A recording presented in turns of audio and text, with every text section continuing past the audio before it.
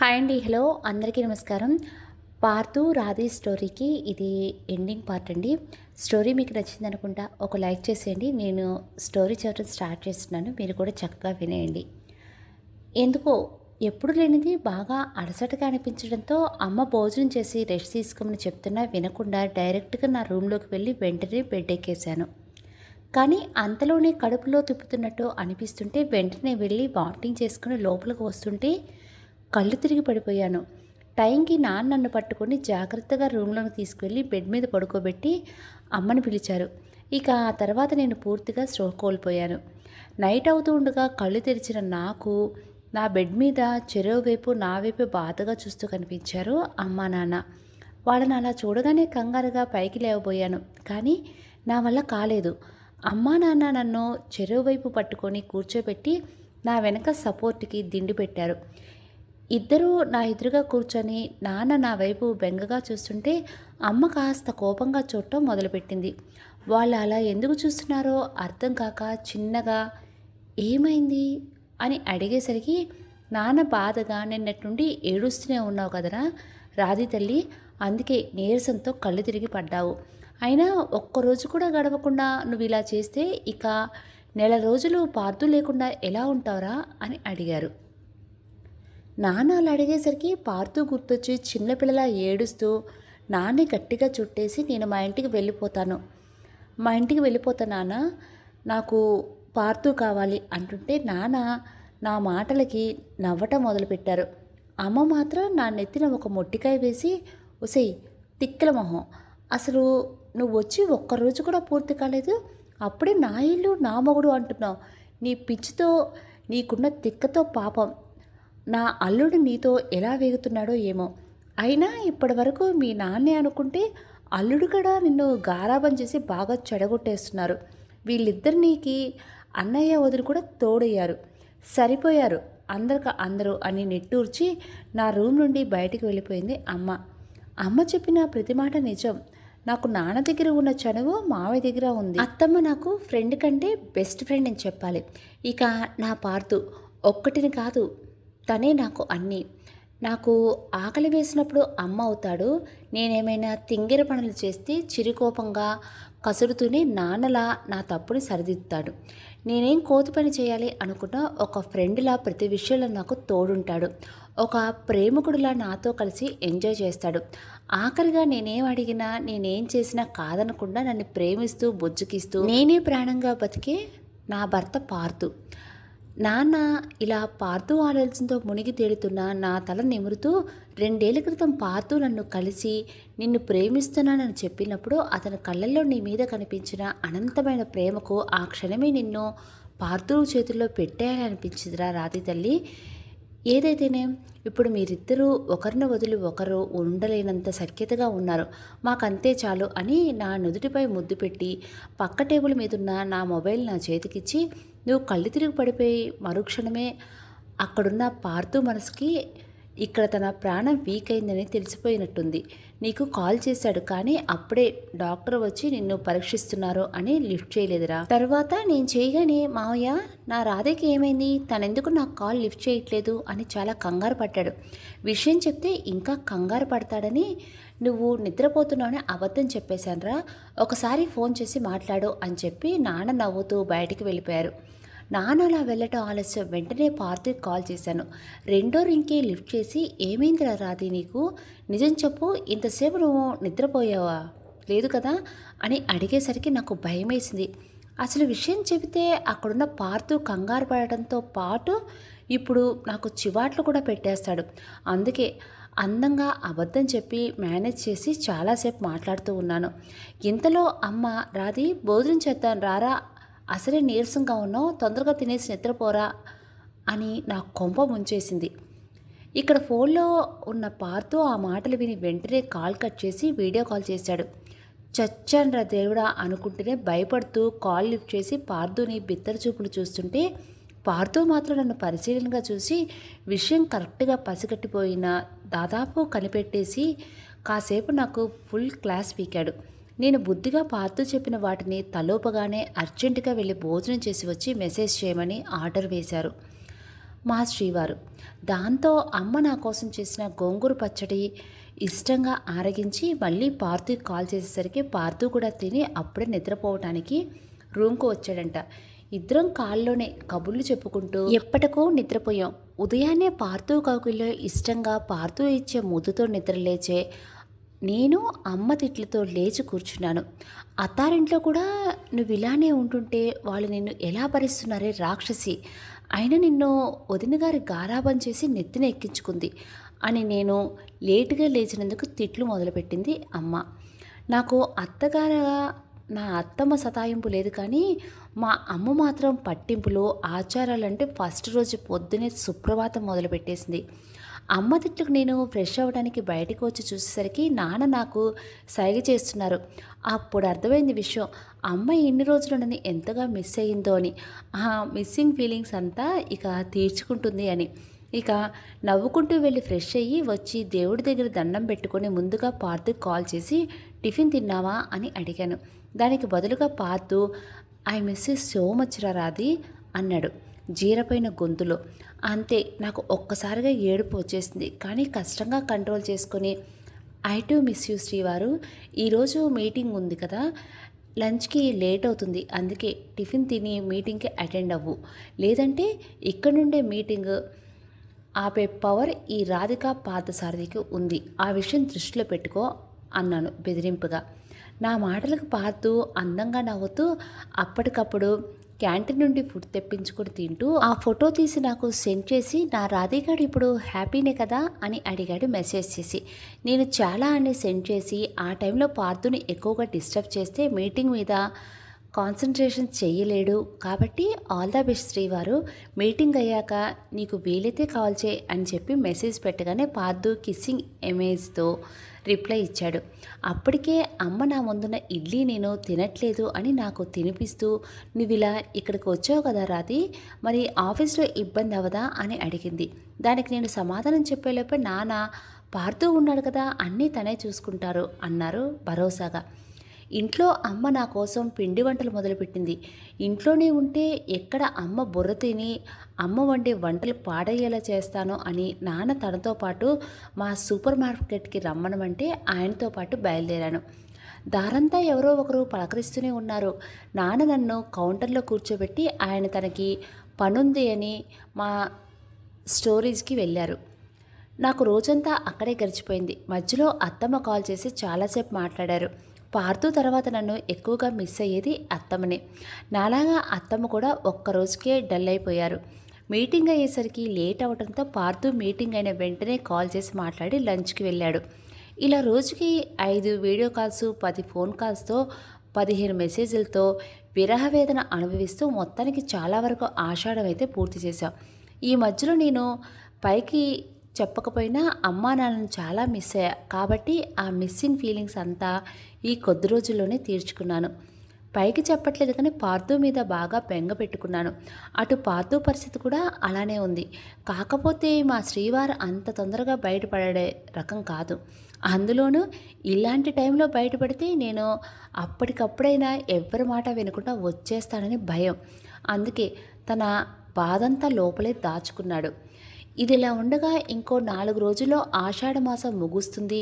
మంచి రోజు చూసుకుని అత్తమ్మ మావయ్య వచ్చి నన్ను తీసుకువెళ్తారో అన్న సంతోషపడుతూ ఉండగా ఒకరోజు ఉదయం నుండి పార్థు దగ్గర నుండి ఒక్క ఫోన్ కాల్ కానీ మెసేజ్ కానీ లేదు.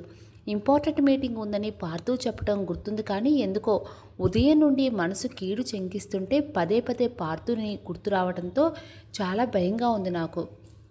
నైట్ బాగా పొద్దుపోయినా పార్థు దగ్గర నుండి కాల్ కోసమే వెయిట్ చేస్తూ అలా కూర్చుండిపోయాను. పార్థు కాల్ కోసం వెయిట్ చేస్తూ అర్ధరాత్రి వరకు మేలుకున్నా. నాకు తెలియకుండానే నిద్రపోవడంతో హాల్లోనే కూర్చొని నిద్రపోయాను. ఉదయం అమ్మా నాన్న నాకు చెరొక వైపు చేరి నన్ను నిద్రలేపి ఏమైంది అని అడిగే వరకు కూడా నాకు తెలియలేదు. కానీ నిద్రమత్తు వదిలిన మరుక్షణం వెంటనే నా మొబైల్ తీసుకుని పార్థుకి కాల్ చేశాను కంగారుగా. ఎన్నిసార్లు కాల్ చేసినా రింగ్ అవుతుంది, కానీ పార్థు లిఫ్ట్ చేయకపోవడంతో అంతకంతకు నాకు భయం పెరుగుతూ ఉండటంతో క్షణక్షణానికి నాన్న నా పార్థుకి ఏమైంది అంటుంటే నాన్న నన్ను చూసి అమ్మా నాన్నలకు ఇద్దరు కూడా మళ్ళీ వాళ్ళకు కూడా భయం మొదలైంది. అలా ఎంతసేపటికి పార్థు కాల్ లిఫ్ట్ చేయకపోవడంతో వెంటనే అత్తమ్మ కాల్ చేశాను. ఆవిడ కూడా లిఫ్ట్ చేయట్లేదు. మావయ్యకి చేసినా కూడా లిఫ్ట్ చేయట్లేదు. నా మనసులో ఉన్న భయం 100 రెట్లు ఎక్కువైంది. నాకు తెలియకుండానే కన్నీళ్లు పెట్టుకుంటూ నాన్న గుండెల మీద వాలి, నాన్న, నా పార్థుకి ఏమైంది నాన్న? తనెందుకు నా కాల్ లిఫ్ట్ చేయట్లేదు? అత్తమ్మ మావయ్య కూడా లిఫ్ట్ చేయట్లేదు, భయంగా ఉంది నాన్న అనగానే అప్పటికే పాపం ఆయన కూడా ఒకవైపు నాకు ధైర్యం చెప్తూనే మరోవైపు మావయ్యకి ట్రై చేస్తున్నారు. కానీ అటు నుండి రెస్పాన్స్ లేకపోయేసరికి అమ్మానాన్నలకు కూడా భయం మొదలైంది. అంతవరకు నాకేదో సర్ది చెప్పారు, కానీ ఇప్పుడు వాళ్ళు కంగారు పడుతూ ముందు అసలు ఏం జరిగిందో తెలుసుకోవాలి అనుకుని వెంటనే నాన్న పార్థు దగ్గరికి బయలుదేరాలి అనుకుని బయటికి వెళ్ళబోతుంటే ఇంతలో మా డ్రైవర్ ఇంటికి వస్తూ కనిపించాడు. అతను చూడగానే అప్పటి వరకు ఏడుస్తూ కూర్చుని నేను హడావుడిగా లేచి వెళ్ళి, శ్రీను, మావయ్య వాళ్ళు ఎక్కడున్నారు అని ఇంకా ఏదో అడగబోతుంటే అతను నా మాటలకు అడ్డుపడి, అమ్మా, పొద్దున్నే పెద్దయ్య గారు అమ్మగారు కంగారుగా ఎక్కడికో వెళ్ళారమ్మా, కాసేపుడు ఫోన్ చేసి ఊరెళ్ళి మిమ్మల్ని తీసుకుని రమ్మని చెప్పారమ్మా అనగానే అప్పటి వరకు నా మనసు అనుభవిస్తున్న వేదన ఇంకా ఎక్కువైపోయింది. అతన్ని ఏమైంది అని ఎంత అడిగినా చెప్పట్లేదు. ఇక అలా కాదు అనుకొని నాన్న నన్ను బతిమిలాడి, అక్కడికి వెళ్ళాక చూద్దాం రా తల్లి, ముందైతే వెళ్దాం అనేసరికి ముగ్గురు డ్రైవర్తో పాటు ఇంటికి బయలుదేరాం. చాలాసేపటి జర్నీ తర్వాత సిటీలోకి ఎంటర్ అయిన మా కార్ మా ఇంటి సైడ్ కాకుండా వేరే దారిలో వెళుతుంటే నేనున్న బాధలో అవేం గమనించుకోలేదు. కానీ నాన్న గమనించి డ్రైవర్ని విషయం అడిగేసరికి అతను మావయ్య కాల్ చేసినప్పుడు ఒక హాస్పిటల్ అడ్రస్ చెప్పి మమ్మల్ని అక్కడికి తీసుకురమ్మన్నారని చెప్పారట. అతను హాస్పిటల్ అనేసరికి నా ఏడుపు ఇంకా ఎక్కువైంది. పార్థుకి ఏమై ఉంటుందేమో అన్న ఆలోచన కూడా నా మనసు భరించలేకపోతుంది. మనసు మోయలేనంత భారంగా మారటంతో అమ్మని పట్టుకొని పార్థు పార్థు అంటూ ఏడుస్తూనే ఉన్నాను. హాస్పిటల్ దగ్గర కారు ఆగటం ఆలస్యం. నేను వెంటనే కారు తిరిగి కంగారుగా రిసెప్షన్ దగ్గరికి వెళ్ళేలోపే మావయ్య మాకు ఎదురు వచ్చి రాధి తల్లి అంటూ నన్ను దగ్గరికి తీసుకున్నారు బెంగగా. మావయ్య గొంతులో బాధ నా గుండెని ఇంకాస్త మెలిపెడుతుంటే భయంగా, మావయ్య, నా పార్థు అని అడిగాను, మాటలు రాక కష్టంగా. నా కళ్ళల్లో బాధ, నా మొహంలో భయం చూసిన మావయ్య ఇంకేం మాట్లాడకుండా హాస్పిటల్లో 3rd ఫ్లోర్కి తీసుకుని వెళ్ళారు. అప్పటికే అక్కడున్న అత్తమ్మ ఒక రూమ్ ముందు కూర్చొని ఏడుస్తూ కనిపించారు. ఆవిడని అలా చూడగానే నా హార్ట్ బీట్ పెరిగిపోయింది. అక్కడికి వెళితే ఏం వినాల్సి వస్తుందన్న భయంతో అడుగు ముందుకు పడని మారం చేస్తుంటే మావయ్య చేయి పట్టుకొని ఉన్న చోటే ఆగిపోయాను. మావయ్యతో పాటు నాన్న కూడా నా దగ్గర ఆగితే అమ్మ అత్తమ్మ దగ్గరికి వెళ్ళింది. నేను ఎంతసేపటికి కదలకపోయేసరికి మావయ్య నా భుజం చుట్టూ చేయి వేసి, పార్థుకి ఏం కాలేదురా రాధి తల్లి, చిన్న యాక్సిడెంట్ అన్నారు అంతే. ఆ మాట విని నేను ఇప్పటికే బాగా ఏడవటం వల్ల ఓపిక లేక నీరసంతో కింద పడిపోతుంటే నాన్న మావయ్య నన్ను జాగ్రత్తగా తీసుకువెళ్ళి అత్తమ్మ పక్కన కూర్చోబెట్టారు. ఆ క్షణం నా మనసు మౌనంగా రోధించడం మొదలుపెట్టింది. కన్నీరు కరువైంది. భయంతో గుండె మండిపోతుంటే ఆ గుండెని గుప్పెట్లో పెట్టుకొని ఆ రూమ్ వైపు చూస్తూ ఉండిపోయాను. అప్పటి వరకు పార్థు కోసం పిచ్చిదానిలా ఏడ్చిన నేను సడన్గా అలా సైలెంట్ అయిపోయేసరికి నన్ను చూసి అందరూ చాలా భయపడ్డారు. కానీ నన్ను కదిలించే ప్రయత్నం మాత్రం చేయలేదు. కాసేపటికి డాక్టర్ బయటికి వచ్చి, పేషెంట్కి ప్రమాదం ఏం లేదు, కాకపోతే అతన్ని జాగ్రత్తగా చూసుకోవాలి, గాయాలు ఎక్కువగా అయ్యాయి, కాసేపట్లో స్పృహలోనికి వస్తారు, అంతవరకు వెయిట్ చేయండి అని ఆయన మాట పూర్తి కాకముందే నేను నా పార్థు దగ్గరికి వెళ్ళిపోయాను. అప్పటికే పార్థుని చూసి కొన్ని రోజులే అవుతున్నా నాకు మాత్రం కొన్ని యుగాలు గడిచినట్టు అనిపించింది. కానీ మేమిద్దరం మళ్ళీ కలిసినప్పుడు ఒకరి కళ్ళల్లో ఒకరు అంతులేని సంతోషాన్ని చూస్తాం అనుకున్నాం. కానీ పార్థుని ఇలా హాస్పిటల్లో బెడ్ మీద చూస్తానని అస్సలు అనుకోలేదు. పార్థుని అలా వైర్లతో మిషన్ల మధ్య హాస్పిటల్ బెడ్ల మీద ఉలుకు పలుకు లేకుండా చూసేసరికి నా ప్రాణం నా నుండి దూరమైనట్టు అనిపిస్తుంటే కష్టంగా పార్థుని చేరి అతని చేయి పట్టుకొని అతని తల నిమురుతూ, అసలు ఏమైంది పార్థు నీకు అని అడిగా. స్పృహలేని నా పార్థుని. పార్థుకి ఎప్పుడెప్పుడు స్పృహ వస్తుందా అని ఎదురు చూస్తూ ఉదయం నుండి బాగా ఏడవటం వల్ల కళ్ళు మంట పుడుతుంటే నులుపుకొని మరి చాలాసేపు అలానే ఎదురు చూస్తూ ఉండగా నా ఎదురుచూపుల ఫలితంగా నా చేతిలో ఉన్న పార్థు చెయ్యి వేళలో చిన్నగా కదలిక వచ్చేసరికి వెంటనే బయటికి వచ్చి మావయ్యకి విషయం చెప్పి డాక్టర్ని తీసుకొని రమ్మని చెప్పాను. డాక్టర్ వచ్చేసరికి పార్థు నిదానంగా కళ్ళు తెరిచి నా వైపే చూస్తూ ఉన్నాడు. డాక్టర్ పార్థుని చెక్ చేసి ప్రాబ్లం ఏం లేదమ్మా, అంతా ఓకే, జాగ్రత్త అని చెప్పి ఆయన వెళ్ళగానే అత్తమ్మ మావయ్య పార్థుని పట్టుకుని బాగా ఏడ్చేశారు. మామూలుగా కన్నపేరుకి ఏమైనా అయితే ఆ తల్లిదండ్రులు తట్టుకోలేరు. అలాంటిది పార్థు అత్తమ్మ మావయ్యలకు ఒక్కగానొక్క కొడుకు మాత్రమే కాదు, వాళ్ళ ప్రాణాలే పార్థు మీద పెట్టుకొని బతుకుతున్నారు. అలాంటి వాళ్ళు బాధ ఇంకెంత భయంకరంగా ఉంటుందో ఆ ఊహ కూడా భయంగా అనిపించింది నాకు. పార్థు వాళ్ళని మాత్రమే కాదు, అమ్మానాన్నలను కూడా ఓదార్చి తనకేం కాలేదు అని అందరికీ ధైర్యం చెప్పే ముందు అందరినీ వెళ్ళి ఏదైనా తినేసి రమ్మని పంపించాడు. వాళ్ళు కూడా మాకు ప్రైవసీ ఇవ్వాలి అనుకున్నారో ఏమో, నన్ను చూసి పార్థుకి ఏదో సైగ చేస్తూ వెళ్ళిపోయారు. నేను డాక్టర్ వచ్చే వరకు పార్థు బెడ్కి 4 అడుగులు దూరంగా వచ్చేసాను. వాళ్ళు అలా బయటికి వెళ్ళగానే పార్థునే చూస్తూ ఉన్న నన్ను చూసి చేతులు దాచాడు పార్థు. అంతే, ఆ క్షణం పార్థు గుండెల మీద వాలిపోయి అప్పటి వరకు పడ్డ బాధనంతా కన్నీళ్ళ రూపంలో బయటికి పంపుతూ చాలాసేపు అలా ఏడుస్తూనే ఉండిపోయాను. కాసేపటికి పార్థు నా వెన్ను నిమురుతూ, ఇక చాలరా రాధి, ఏడవకు అంటూ నా కన్నీళ్లు తుడిచి ప్రేమగా నా నుదుటిపై ముద్దు పెట్టి, ఐ మిస్ యూరా అంటూ చిన్నగా నా పెదాలు తన పెదాలను అత్తి, అప్పటికే పార్థు గురించి నేను పడ్డ టెన్షన్ వల్ల బాగా ఏడవడం వల్ల వాడిపోయిన నా మొహం ఎర్రగా కందిపోయి ఉబ్బిపోయిన నా కళ్ళు ముక్కును చూసి బాధపడుతూ, ఐఆమ్ సారీరా, నా గురించి చాలా బాధపడుతున్నావు కదా, ఐఎమ్ రియల్లీ వెరీ సారీ అన్నాడు నన్ను తిరిగి దగ్గరికి తీసుకుంటూ.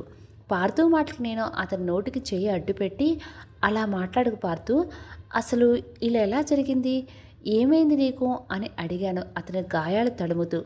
నా ప్రశ్నకు పార్థు, మధ్యాహ్నం మీటింగ్ అయ్యాక ఇంటికి తిరిగి వస్తుంటే ఒక లారీ రాంగ్ రూట్లో వచ్చి గుద్దేసిందిరా, అప్పటికే నేను అలర్ట్గా ఉండటం వల్ల ఇదిగో ఇలా బతికి బయటపడ్డాను. కాకపోతే యాక్సిడెంట్ జరిగిన ప్లేస్ పెద్దగా జనసంచారం ఉండే ప్లేస్ కాదు, అందుకే నిన్నటుండి ఉదయం వరకు నేను కాస్త స్పృహలోకి వచ్చే వరకు నన్ను అక్కడ ఎవరూ చూడలేదు. నేను స్పృహలోకి వచ్చేసరికి ఎవరో అంబులెన్స్కి కాల్ చేసి నన్ను ఇక్కడికి తీసుకొచ్చారు అని చెప్పాడు. పార్థు చెప్పిందంతా విన్న నేను పార్థుకి త్రుటిలో తప్పిన ప్రమాదానికి దేవుడికి మనసులో కృతజ్ఞతలు చెప్పుకొని పార్థు బలవంతం చేయటం వల్ల కాస్త తిని పార్థు దగ్గరే ఉండి చాలా జాగ్రత్తగా చూసుకున్నాను. 3 రోజులు హాస్పిటల్లోనే ఉంచారు పార్థుని. ఈ 3 రోజులు నేను బలవంతం చేయటం అత్తమ్మ అమ్మతో మావయ్య కానీ నాన్న కానీ ఇంటికి వెళ్ళారు. మళ్ళీ ఉదయాన్నే తిరిగి వచ్చి సాయంత్రం హాస్పిటల్లోనే ఉండేవారు. నేను మాత్రం 24 గంటలు పార్థు దగ్గరే ఉండి పార్థుకి ఎలాంటి ఇబ్బంది కలగకుండా అన్నీ జాగ్రత్తగా చూసుకునేదాన్ని. ఇక మరుసటి రోజు పార్థుని డిశ్చార్జ్ చేసి ఇంటికి తీసుకెళ్ళటం అనగా అత్తమ్మ మావయ్య అమ్మ నాన్న వచ్చి ఇంటికి వెళ్ళాలి అన్నారు. చాలాసేపటికి కానీ వాళ్ళు వెళ్ళాలి అని చెప్పింది ఎక్కడికి అని నాకు అర్థం కాలేదు. అర్థమైన మరుక్షణం కంగారుగా పార్థు చేపట్టుకొని నేను నా పార్థును వదిలి ఎక్కడికి రాను అని గట్టిగా ఏడుస్తుంటే ఇక అందరూ సైలెంట్ అయిపోయారు. ఈసారి నా ఏడుపు కోపం కూడా తోడవటంతో పార్థు కూడా నన్ను ఒప్పించే ప్రయత్నం చేయలేదు. ఇక నా మొండితనానికి పెద్దవాళ్లే వాళ్ళల్లో వాళ్లే సర్ది చెప్పుకొని ఇక మళ్ళీ నన్ను ఆ విషయం అడగలేదు. మరుసటి రోజు డిశ్చార్జ్ ఫార్మాలిటీస్ అన్నీ పూర్తి చేసి పార్థుని తీసుకుని ఆ రూమ్ నుండి బయటికి వస్తుంటే నేను స్పృహ తప్పి పడిపోయాను. నేను కళ్ళు తెరిచి చూసరికి నేనున్నది హాస్పిటల్లోనే అర్థమైంది. నా బెడ్ చుట్టూ అమ్మ నాన్న అత్తమ్మ మావయ్య నా వైపే చాలా సంతోషంగా చూస్తూ ఉంటే పార్థు కంటి కొసల్లో కన్నీళ్లను అదుము పెట్టుకుని నా చేయి పట్టుకొని ఉన్నాడు. నేను కళ్ళు తెరవగానే పార్థు నన్ను సున్నితంగా హగ్ చేసుకుని thank you so much Radhi, I love you అంటూ నా నుదురుపై ముద్దు పెట్టాడు భావోద్వేగంతో. సడన్గా పార్థు ఎందుకు అంత ఎమోషనల్ అయ్యాడో అర్థం కాక అమ్మ అత్తమ్మలను చూస్తూ ఏమైందమ్మా అని అడగగానే నలుగురు నన్ను దగ్గరికి తీసుకుని నా నుదురుపై ముద్దు పెట్టి, ఆ విషయం మీ ఆయన చెప్తాడు, ఇద్దరూ మాట్లాడుకొని తీరిగ్గా రండి, మేము ఇంటికి వెళ్తున్నాం, మీకోసం ఇంకో కారు ఉంది జాగ్రత్త అని చెప్పి వెళ్ళిపోయారు. ఏంటో వీళ్ళ పజిల్స్ నాకు అర్థం కావట్లేదు. నేను ఇంటికి వెళ్ళే విషయంలో వాళ్ళ మాట వినకుండా మొండిగా ప్రవర్తించానని వాళ్ళు ఇలా రివెంజ్ తీసుకుంటున్నారేమో అనుకొని వాళ్ళు వెళుతున్న వైపే చూస్తూ ఉన్నా నేను. ఇంతలో వాళ్ళు అలా వెళ్ళటం ఆలస్యం. పార్థు జాగ్రత్తగా నా బెడ్ మీదకు చేరి నా మొహాన్ని చేతుల్లోకి తీసుకొని, నేనిప్పుడు నువ్వు ఇవ్వబోతున్న బహుమానానికి ఎంత హ్యాపీగా ఉన్నానో మాటల్లో చెప్పలేనురా రాధి, అందుకే అంటూ నెమ్మదిగా నా పెదాలు అందుకున్నాడు. అది ఏమాత్రం ఊహించని నేను ముందు షాక్ అయ్యాను. కానీ ఇంచుమించు నెల రోజులు విరహం ఇద్దరిని ముద్దులతో మరో లోకానికి తీసుకువెళ్తుంటే పార్థు తన సంతోషాన్ని తెలియజేస్తూ ఆ ముద్దులోని గాఢతను పెంచాడు. పార్థు పట్టరాని సంతోషంతో చిన్నగా నా కింద పెదవిని బయట చేసి వదిలిపెట్టి నా నుదుటికి తన నుదుటిని ఆనించి నా కళ్ళల్లోకి చూస్తూ ఉండిపోయాడు. ఈ విషయం ఏంటో చెప్పకుండా పార్థు తన సంతోషాన్ని నాతో షేర్ చేసుకుంటుంటే అసలు తన సంతోషానికి కారణం ఏంటో తెలియక, ఏమైంది పార్థు, ఎందుకు ఇంత హ్యాపీగా ఉన్నావు అని అడిగాను అయోమయంగా అతన్నే చూస్తూ. ఆ ప్రశ్నకి పార్థు చిన్న చిరునవ్వుతో నా చేతిని నా కడుపు మీద పెట్టించి, తొందరలో మన మధ్యలోనికి మన బుజ్జితల్లి రాబోతుందిరా అన్నాడు నీళ్లు నిండిన కళ్ళతో. పార్థు చెప్పింది అర్థం కావడానికి నాకు 2 క్షణాలు పట్టాయి. అర్థమైన మరుక్షణం పార్థుని గట్టిగా పట్టుకొని ఏడ్చేశాను. అసలు తల్లిని కాబోతున్నాను, ఆ ప్రేమ ప్రతిరూపాన్ని నా కడుపులో పెంచుతున్నాను అన్న ఫీలింగ్ మాటల్లో చెప్పలేనిది. పార్థు ఎంత సంతోషంగా ఉన్నాడో ఇప్పుడు ఆ గుడ్ న్యూస్ తెలిసాక నేను అంతకంటే సంతోషంగా ఉన్నాను. మరి కొద్ది నెలల్లో నా బుజ్జి పాపాయిని నా ఒడిలో వస్తుంటే ఆనందంగా ఉండిన మా ప్రపంచాన్ని మరింత అందంగా మార్చబోతుంది అన్న ఊహే నన్ను ఉక్కిరిబిక్కిరి చేస్తుంటే పార్థుని గట్టిగా చుట్టేసి అలానే ఉండిపోయాను. పార్థు నా వెన్ను నిమురుతూ, నీవిక అల్లరి చేయడానికి లేదుగా, బుద్ధిగా ఉండాలి రాధి, అమ్మ అత్తయ్య ఏం పెడితే అది కాదనకుండా తినాలి, వర్క్ స్ట్రెస్ తీసుకోకు, మ్యాక్సిమం నీ పిఏ వర్క్ అంతా హ్యాండిల్ చేస్తుంది, ఏదైనా మీటింగ్స్ ఇంపార్టెంట్ వర్క్ ఉంటేనే ఆఫీస్కి వెళ్దు కానీ, ఓకేనా. ఈ 1 వీక్ నుండి బాగా స్ట్రెస్ అవ్వటం వల్ల నువ్వు చాలా వీక్గా ఉన్నావని డాక్టర్ చెప్పారు. అందుకే ఆవిడ చెప్పిన డైట్ ప్రకారమే ఏది కాదనకుండా అన్నీ తినాలి, అప్పుడే లోపల ఉన్న మన బుజ్జి తల్లి హెల్తీగా బయటికి వచ్చేది అన్నాడు. పార్థు మాటకు నేను చిరుకోపంగా పార్థు నుండి దూరం జరిగి అలిగి మొహం తిప్పుకొని, అదిగో ఇప్పుడు నీకు నాకంటే నీ కూతురే ఎక్కువైపోయింది, నా మీద ప్రేమ తగ్గిపోయింది నీకు అంటుంటే పార్థు నవ్వుతూ నన్ను దగ్గరికి తీసుకొని, అలా ఎలా నా రాధిగాడి మీదున్న ప్రేమ తగ్గిపోతుంది, చెప్పరా, నాకు నా రాధి అంటే ప్రాణం, నాకు నీ తర్వాతే ఎవరైనా, అర్థమైందా అంటూ నన్ను దగ్గరికి తీసుకున్నాడు. నన్ను మాటలతో చూపులతో తన చేతలతో మాయ చేయాలంటే అది కేవలం పార్థు వల్లే సాధ్యం. కాసేపుడు మేమిద్దరం కలిసి ఇంటికి చేరుకున్నాం. ఇంట్లో అడుగు పెట్టబోతుంటే అత్తమ్మ అమ్మ మా ఇద్దరిని కలిపి దిష్టి తీసి లోపలికి తీసుకువెళ్ళారు. నేను సడన్గా అలా స్రోతపి పడిపోవటం, పైగా తనకున్న గాయాల వల్ల పార్థు బాగా స్ట్రెస్ తీసుకోవటం, అసలే యాక్సిడెంట్ వల్ల వాడిపోయిన పార్థు మొహం మరింత వాడిపోయింది. అందుకే పార్థుని రెస్ట్ తీసుకోమని చెప్పగానే, పద ఇద్దరం రెస్ట్ తీసుకుందాం, డాక్టర్ నిన్ను కూడా రెస్ట్ తీసుకోమని చెప్పారు అని నాకు మాట్లాడే ఛాన్స్ ఇవ్వకుండా జాగ్రత్తగా నన్ను పట్టుకొని కాస్త సపోర్ట్ తీసుకుంటూనే నన్ను మా రూమ్కి తీసుకువెళ్ళి, హాస్పిటల్ నుండి వచ్చాం కదా, ముందెళ్ళి ఫ్రెష్ అయ్యరా అని నన్ను వాష్రూమ్కి పంపించాడు. నేను ఫ్రెష్ అయ్యరాగానే పార్థుకి వెట్ క్లాత్ పెడదామని చూశాను, కానీ సార్ అసలు నా మాట వినలేదు. నాకు ఇప్పుడు కావాల్సింది నువ్వు పెట్టే వెట్ క్లాత్ కాదురా రాధి, నీ టైట్ హక్కులో నీ గుండె చప్పుడు వింటూ హాయిగా ప్రశాంతమైన నిద్ర కావాలి నాకు, ఐ మిస్ యువర్ ప్రెజెన్స్ రా అంటూ నన్ను నెమ్మదిగా బెడ్ మీద పడుకోబెట్టి తను నా గుండెల మీద తల పెట్టుకొని నా చుట్టూ చేతులు బిగించి ఒక చేత్తో నాకు జోకొడుతూ నెమ్మదిగా నిద్రలోకి జారుకున్నాడు పార్థు. పార్థు నిద్రపోయిన కాసేపటికి అతన్నే చూస్తూ నేను కూడా నిద్రలోకి జారుకున్నాను. సాయంత్రం అవుతూ ఉండగా మా రూమ్ డోర్ ఎవరికో నాక్ చేయడంతో మెలకువ వచ్చి నేను లేవబోతుంటే, రాధి కేర్ఫుల్ రా, ఈ పరిస్థితులు నువ్వు ఎలా పడితే అలా లేవకూడదు అంటూ తను లేచి నన్ను జాగ్రత్తగా లేపి కూర్చోబెట్టి నెమ్మదిగా తనే వెళ్ళి డోర్ ఓపెన్ చేశాడు. అత్తమ్మ అమ్మ భోజనం ప్లేట్స్తో కనిపించేసరికి ఇద్దరికి దారిచ్చి తను కూడా వాళ్ళతో పాటు లోపల కూర్చున్నాడు. అత్తమ్మ నాకు తినిపిస్తుంటే అమ్మ పార్థుకు తినిపించింది. ఈ భూమి మీద ఎవరికి లేని అదృష్టం పార్థు దయ వల్ల నాకు దక్కింది. ఈ రోజుల్లో కోడల్ని కన్నబిడ్డలానే అంటే ప్రేమగా ఏ అత్త చూసుకుంటుందో నాకు తెలియదు, కానీ నా అత్తమ్మ మాత్రం నన్ను చూసుకుంటుంది.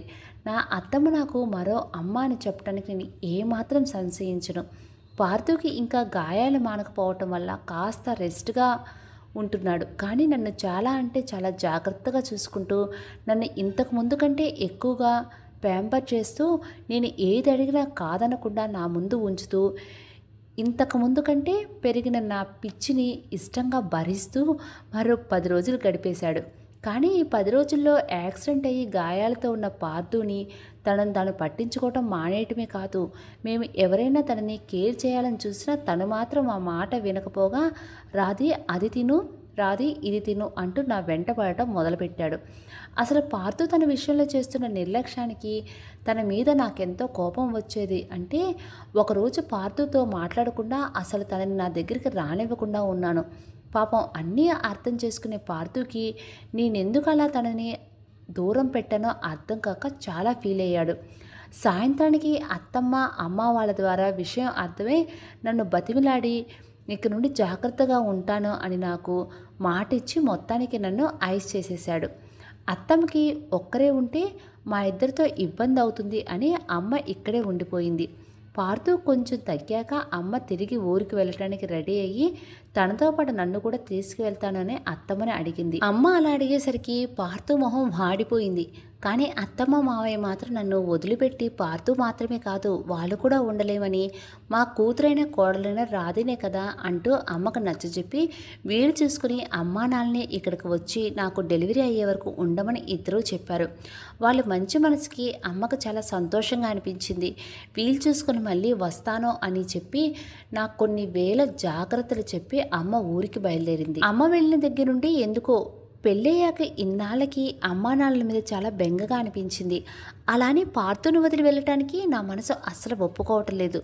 ఒకవేళ ప్రెగ్నెన్సీ టైంలో ఇలానే ఉంటుందేమో అనుకున్నాను, కానీ నా మనసులో ఏముందో ఎవరితోనూ షేర్ చేసుకోలేదు, మళ్ళీ వాళ్ళు బాధపడతారు అని. అప్పటి నుండి పార్థు నన్ను చేసే ప్యాంపరింగ్, కేరింగ్ అలా నా విషయంలో ప్రతిదీ డబుల్ అయిపోయింది. చాలా జాగ్రత్తగా గాజు బొమ్మలా చూసుకుంటున్నాను నన్ను. నా కోసం పాపం ఇంటికి వచ్చాక చేసుకునే వర్క్ అంతా ఆఫీస్లోనే చేసుకుంటూ ఆఫీస్ వర్క్ విషయంలో చాలా స్ట్రెస్ తీసుకుంటూ నాతోనే ఎక్కువ టైం స్పెండ్ చేస్తున్నాడు. పాపం మామూలుగానే నా తిక్కని దేవుడిలా భరిస్తాడు పార్థు, కానీ ఈ ప్రెగ్నెన్సీ టైంలో మూడ్ స్వింగ్స్ వల్ల ఆ పిచ్చి తిక్క ఇంకాస్త ఎక్కువయ్యేసరికి పార్థుతో ఉత్తి పుణ్యానికి గొడవ పడటం మొదలుపెట్టాను. నేను కొత్తగా అయినా కూడా పార్థు నన్ను అర్థం చేసుకుని ఏ రోజు నన్ను ఒక్క మాట కూడా అని ఎరగడు. అనుకోకుండా ఒకరోజు నేను మా రూమ్ పైన కాబట్టి మెట్ల మీదుగా కిందకు వస్తుంటే చూసుకోకుండా కాలు స్లిప్ అయ్యి పడిపోయాను. కానీ ఆఖరి క్షణంలో పార్థు వచ్చి బేబీని నన్ను ఇద్దరిని కాపాడాడు. ఆ క్షణం మొదటిసారి పార్థు కోపం ఎలా ఉంటుందో చూశాను. పార్థు కోపంలో కూడా మా మీద అంటే నా మీద బేబీ మీద ప్రేమ కనిపించింది. మాకు ఏమైనా అయి ఉంటే అన్న ఊహ కూడా పార్థు భరించలేకపోయాడు. మొదటిసారి ఎందుకు ఇంత కేర్లెస్గా ఉన్నావు రాధి అని గట్టిగా అరిచాడు. పార్థు అలా తిట్టినందుకు నాకు బాధ అనిపించలేదు, కానీ మొదటిసారి పార్థు నా మీద అలా అరిచేసరికి చాలా భయం వేసింది. ఆ రోజంతా పార్థు కోపంగానే ఉన్నాడు. పైగా రూమ్ కిందకి షిఫ్ట్ చేయించాడు. మరుసటి రోజు ఏమనుకున్నాడో ఏమో కానీ తనే వచ్చి నాకు సారీ చెప్పి నీకు మన బేబీకి ఏమైనా అయితే నేను తట్టుకోలేనురా అని నా ఒడిలో పడుకొని నా కడుపును చుట్టేసి కన్నీళ్ళు పెట్టుకున్నాడు. పార్థు నా నిర్లక్ష్యం వల్ల ఎంత బాధపడారో అర్థమయ్యాక ఇంకెప్పుడు నా విషయంలో నేను ఇలా ఉండకూడదు అని నిర్ణయించుకున్నాను. అప్పటి నుండి మునిపటి కంటే జాగ్రత్తగా చూసుకుంటూ ఉన్నాడు. ప్రతి చిన్న విషయానికి చాలా శ్రద్ధ తీసుకుంటున్నాడు. పార్థుతో పాటు అత్తమ్మ మావయ్య కూడా. అలా మరో 3 నెలలు గడిచిపోయాయి. ఈ 3 నెలల్లో పార్థు మాత్రమే కాదు అత్తమ్మ మావయ్య కూడా నన్ను చాలా అంటే చాలా జాగ్రత్తగా చూసుకునేవారు. నేను నిద్రపోయేటప్పుడు తప్ప నన్ను అస్సలు ఒంటరిగా వదిలేవారు కాదు. ఆఫీస్కి వెళ్ళే వరకు పార్థు నన్ను కాచుకుని ఉంటే పార్థు అలా వెళ్ళగానే అత్తమ్మ మావయ్య నాతోనే ఉండేవారు. నాతో సరదాగా కబుర్లు చెప్తూ కొత్త కొత్త మూవీస్, వెబ్ సిరీస్ చూపిస్తూ నాకు ఏదో కావాలి అంటే అది వండి పెడుతూ టైం టు టైం టాబ్లెట్స్ వేసుకున్నానో లేదో చూస్తూ తిరిగి మళ్ళీ పార్థు వచ్చే వరకు నాకు ఏదోలా టైం పాస్ అయ్యేలా చేస్తూ ఉండేవారు. పార్థు కూడా టైం టు టైం డాక్టర్ని ఇచ్చిన డైట్ ఫాలో అవుతున్నానో లేదో చెక్ చేస్తూ డాక్టర్ దగ్గర చెకప్కి వెళ్ళిన ప్రతిసారి నా విషయంలో, బేబీ విషయంలో డాక్టర్ బుర్ర తినేస్తూ ఉన్నాడు. పాపం పార్థు ఏమడిగా విసుక్కోకుండా చాలా శాంతంగా సమాధానం ఇచ్చేవారు డాక్టర్. ఆవిడ నాకు స్కాన్ చేస్తూ అనేది, ఇలాంటి భర్త దొరకాలి అంటే రాసిపెట్టి ఉండాలి రాధిక, ఈ విషయంలో నువ్వు చాలా లక్కీ అని. ఆవిడ మాటలో అక్షర సత్యం. ఈ మంత్ చెకప్ ఒక 2 డేస్ లేట్ అవుతుంది. పాపం పార్థు ఆఫీస్ వర్క్లో చాలా నలిగిపోతున్నాడు. అలా అని పోనీ నన్ను నేను చూసుకుంటాను, అత్తమ్మని తీసుకొని వెళ్ళి నేను చెకప్ చేసుకుంటాను అంటే ఆ విషయం పార్థుకి నా మీద అసలు నమ్మకం లేక నా మాట వినలేదు. పైగా నా బేబీ గ్రోత్ నాకు తెలియాలి, మీ విషయంలో ప్రతిదీ నేనే దగ్గరుండి చూసుకోవాలి అంటూ అన్నీ దగ్గరుండి తనే చూసుకునేవాడు. అన్నిటికంటే ముఖ్యంగా వాకింగ్.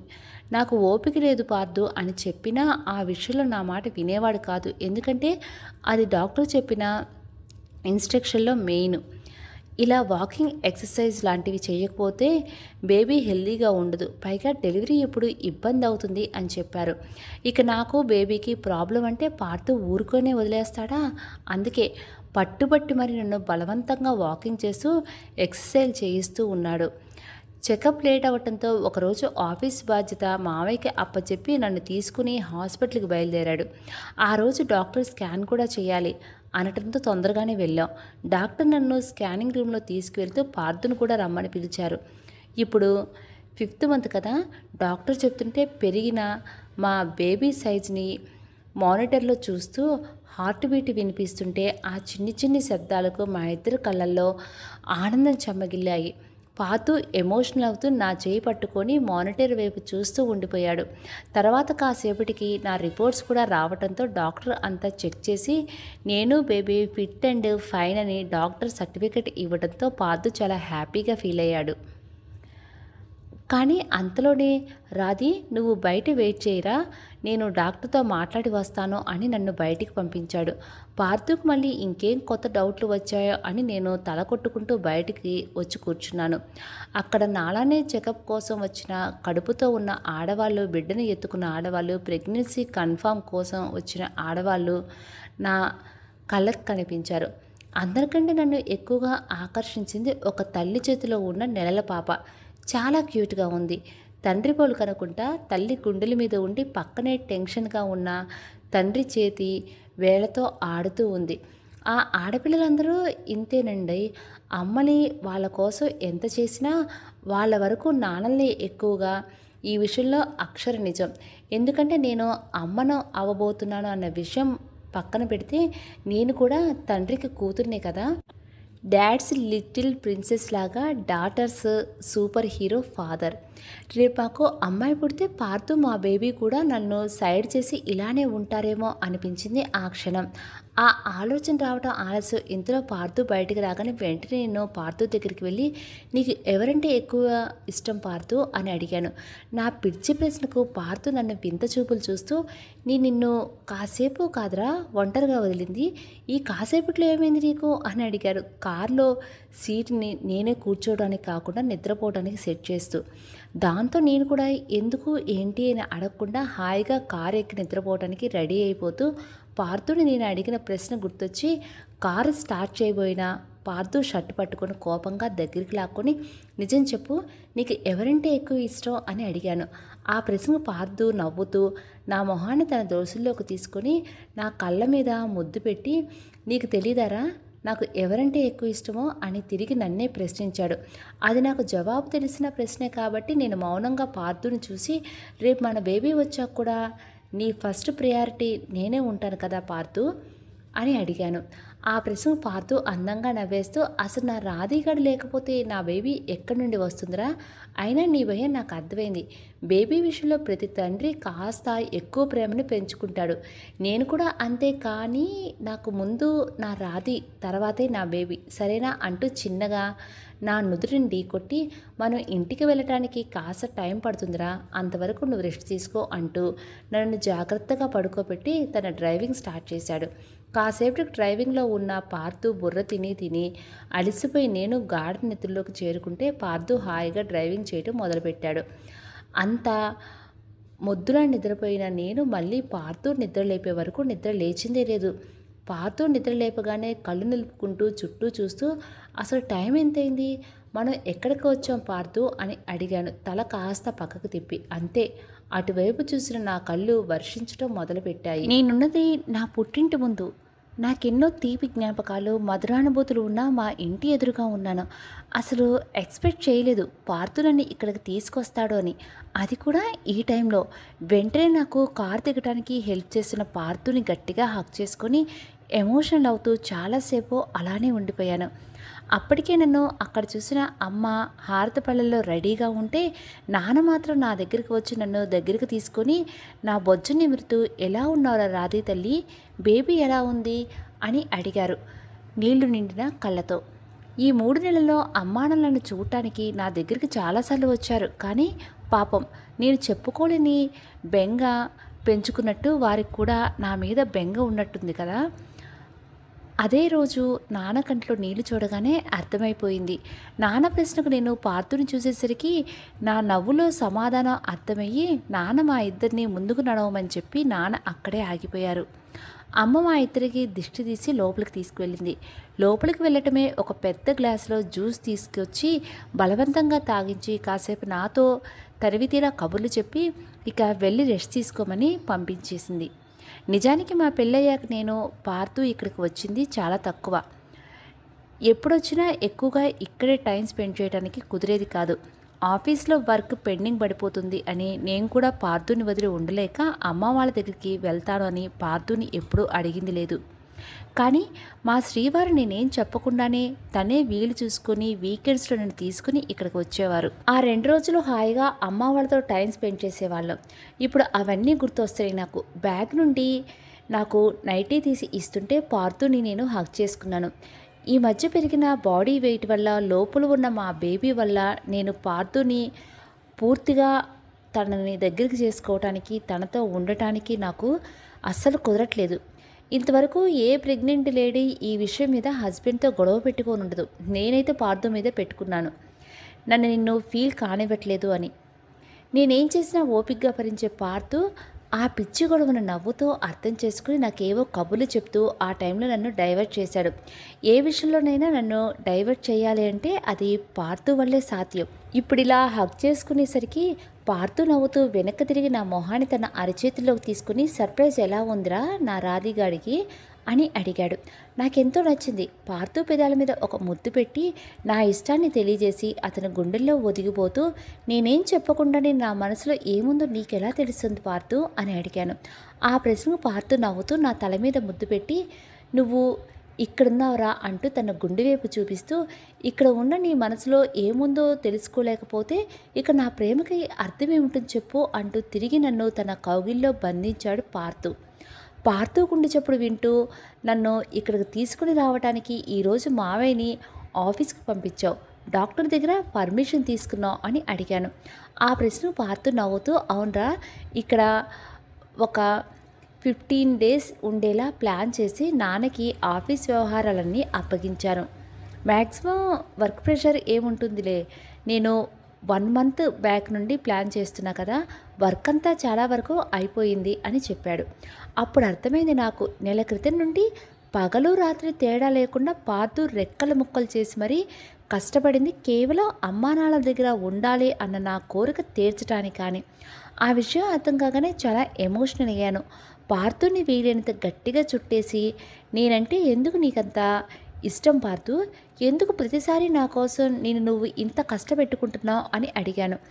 ఆ ప్రశ్నకు పార్థు అందంగా నవ్వేస్తూ, నువ్వు వేరు నేను వేరు కాదురా రాధి, నువ్వంటే నేను, నేనంటే నువ్వు అంటే నా నుదుటిపై ముద్దు పెట్టి, సరే వెళ్ళి ఫ్రెష్ అయ్యరా, కాసేపు రెస్ట్ తీసుకుందు కానీ అని నన్ను వాష్రూమ్ వరకు తీసుకువెళ్ళి వదిలిపెట్టి అక్కడే కాస్త దూరంలో పార్థు నా కోసం వెయిట్ చేస్తూ కూర్చున్నాడు. కాసేపటికి ఇద్దరం ఫ్రెష్ అవ్వగానే కాసేపు రెస్ట్ తీసుకొని అమ్మ లంచ్కి పిలవడంతో ఇద్దరం వెళ్ళి అమ్మ వాళ్ళతో సరదాగా కబుర్లు చెప్పుకుంటూ లంచ్ తినేసి మళ్ళీ రెస్ట్ తీసుకోవడానికి మా రూమ్కి వచ్చేసాం. సాయంత్రానికి జర్నీ అలసట తీరటంతో నెమ్మదిగా నిద్రలేచి నాకు పార్థు ఎక్కడ కనిపించకపోవడంతో జాగ్రత్తగా బెడ్ దిగి బయటికి వచ్చిన నాకు హాల్లో అమ్మా నాన్నలతో కలిసి సరదాగా కబుర్లు చెప్తున్న పార్థు కనిపించాడు.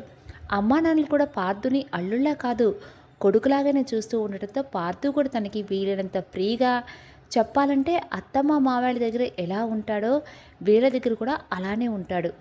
నేను కూడా వాళ్ళతో జాయిన్ అయ్యాను. నైట్ డిన్నర్ అయ్యాక యథావిధిగా మళ్ళీ నిద్రకు ఉపక్రమించాను. మరుసటి రోజు ఉదయం నేను ఇక్కడికి వచ్చాను అని తెలిసి పెద్దమ్మ వాళ్ళు వచ్చారు నన్ను చూడటానికి. వాళ్ళే కాదు చుట్టుపక్కల వాళ్ళు కూడా చాలామంది వచ్చారు నన్ను చూడటానికి. అందరూ ఒకటే మాట, మీ అల్లుడు బంగారం, రాధిక ఏ జన్మలోనో అదృష్టం చేసుకుంటుంది, కానీ ఈ జన్మలో దేవుడు ఇలాంటి భర్త దొరికాడు. వాళ్ళు అలా వెళ్ళగానే అమ్మ తనకి తెలిసిన అన్ని రకాలు దిష్టిలు తీసేస్తూ పార్థు గూగుల్ తల్లిని అడిగి మరీ తెలుసుకొని మరీ కొన్ని తీయించి ప్రెగ్నెన్సీ వల్ల వాచిన నా కళ్ళకు కాస్త గోరువెచ్చని నూనెతో మసాజ్ చేయడానికి రెడీ అయిపోయాడు. నేను ఎంత చెప్పినా వినకుండా ఆ విషయంలో తిట్టి మరీ నన్ను బెడ్ ఎక్కించి తన పని తను కానిచ్చేశాడు. అలా ఒక 4 రోజులు చాలా అంటే చాలా హ్యాపీగా గడిచిపోయాయి. కానీ నా మనసులో ఒకటే బాధ, అత్తమ్మ మామయ్యని చాలా మిస్ అవుతున్నాను. పెళ్ళయ్యాక వాళ్ళని వదిలి ఉన్నది చాలా తక్కువ. కొద్ది సమయంలోనే అత్తమ్మకి బాగా అటాచ్ అయిపోయాను. మామయ్యతో నాన్నతో ఉండే అంత ఫ్రీగా ఉండటం కూడా అలవాటు పడటంతో ఇక్కడ వాళ్ళని మిస్ అవుతున్నానే ఫీలింగ్ మామూలుగా లేదు. కానీ అన్నీ కావాలి అనుకుంటే అది కుదిరి జరిగే పని కాదు కదా. మరుసటి రోజు ఉదయమే బ్రేక్ఫాస్ట్ అయ్యాక పార్థు ఇంటి పెరట్లో నా చేత వాకింగ్ చేస్తుంటే నెమ్మదిగా చేస్తున్నా నేను. అనుకోకుండా నా చూపు మా ఇంటి గేటు మీద పడేసరికి నా మనసు భారంగా మారి అడుగు ముందుకు పడలేదు. నా చేయి పట్టుకున్న పార్థు చేతిని వదిలించుకొని పార్థుని గట్టిగా చుట్టేసి, మనం ఇంట్లోకి వెళ్ళిపోదాం పార్థు, ఇక్కడొద్దు అన్నాను భయంగా. నా భయం చూసి పార్థు కంగారుగా నన్ను ఒడిసి పట్టుకొని నేను చూస్తున్న వైపు చూడగానే అప్పటికి వరకు ప్రశాంతంగా ఉన్న పార్థు మొహం కోపంగా మారిపోయింది. కోపంతో అతని మెడ దగ్గర నరాలు పొంగి చూస్తుంటే ఆవేశంగా అతన్ని పిడికిలి బిగుసుకుంది. కానీ అంతలోనే శాంతంగా తన చూపు నా మీదకు మళ్లించి నా వెన్ను నిమురుతూ, నేనున్నాను కదరా రాధి, ఏం కాదు. నువ్వు టెన్షన్ పడితే మన బేబీ కూడా టెన్షన్ పడుతుంది, కాబట్టి జాగ్రత్తగా ఉండాలి సరేనా అంటూ నన్ను జాగ్రత్తగా లోపలికి తీసుకువెళ్ళి హాల్లో ఉన్న చైర్లో కూర్చోబెట్టి అమ్మ తన చేతికి అందించిన జ్యూసు నా నోటికి అందించాడు పార్థు. పార్థు మాటలకు నా భయం తగ్గిన కాసేపటి క్రితం గేటు దగ్గర లోపలికి వస్తున్న మా బావను చూసినప్పుడు పుట్టిన కంగారు ఇంకా అలానే ఉండటంతో ఆ గ్లాస్ నేను పట్టుకునే ధైర్యం చేయలేక పార్థు తాగిస్తుంటే తాగుతూ ఇంటి గుమ్మం వైపు చూశా. నాకు మా బావ అక్కడే ఆగిపోయి కనిపించేసరికి నాలో ఏదో తెలియని వణుకు. అలా వణుకుతూనే పార్థు షర్టు నా పిడికిలతో బంధించి భయంగా బావను చూస్తూ పార్థుని హత్తుకుపోయేసరికి పార్థు నా తల నిమురుతూ, రిలాక్స్ రా రాధి, రిలాక్స్, నేనున్నాను కదా, నేను చూసుకుంటాను. నన్ను దాటి నీ వరకు రావటం ఎవరి తరం కాదు. నా మాట విను. నువ్వు కూల్గా ఉండకపోతే బేబీకి బీపీ పెరిగిపోతుంది, నీకు కూడా. స్ట్రెస్ అవ్వకు అంటూ నా మొహాన్ని పార్థు గుండెలకు అదిమి పట్టేశాడు. మౌనంగా కళ్ళు మూసుకొని లయబద్ధంగా కొట్టుకున్న పార్థు గుండె సవ్వడి వింటూ ఉండిపోయాను.